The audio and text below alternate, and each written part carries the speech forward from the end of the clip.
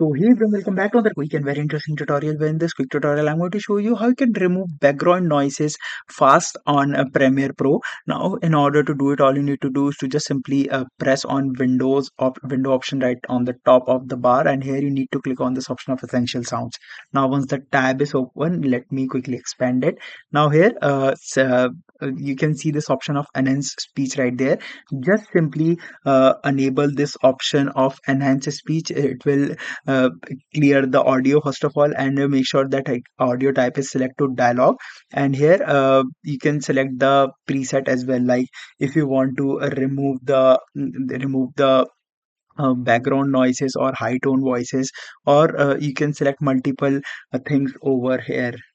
Or once you expand this particular tab here, where you'll see this option of repair as well, and just simply enable the reduce noise option right there, and you can set the quantity to between 3 to 5, and it will definitely gonna remove a lot of background noises for you. Alright, so that's it for this tutorial. I hope this video will be helpful for you. Make sure to hit the like button and subscribe button for more such helpful and interesting tutorials. See you in the next one. Take care.